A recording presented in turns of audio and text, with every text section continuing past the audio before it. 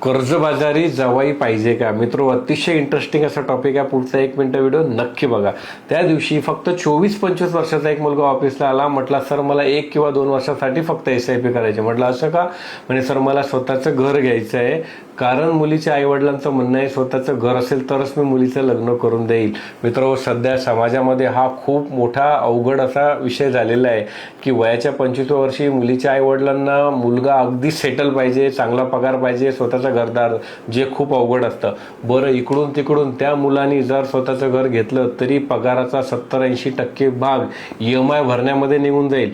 दुसरं, लग्नासाठी तो मित्रांकडनं किंवा नातेवाईकांकडनं पैसे घेईल आणि मग लग्नानंतर खरं टेन्शन सुरू होतं, कारण त्या मुलाला त्या सगळ्या लोकांचे पैसेही द्यायचे आहे, घराचा EMI भरायचा आहे, घर पण चालवायचं आहे. यामुळे तो मुलगा ओव्हरटाईम जॉब करायला लागेल, जास्त वेळ जॉब करायला लागेल. त्याच्यामुळे बायकोला वेळ देता येत नाही, घरात भांडणं होतील, चिडचिड होईल, कटकट होईल आणि मग दोघांचं पटेनासं होईल आणि कदाचित तो विषय पुढे भविष्यात डिवोर्समध्ये पण जाईल.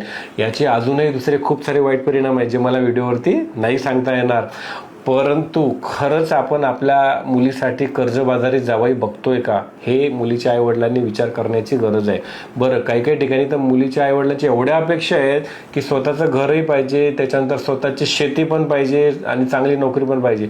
बरं, आता मुलगा जो शहरात राहतो तो शेती कशी काय घेईल? दुसरं, शेती असली तरी तुमची मुलगी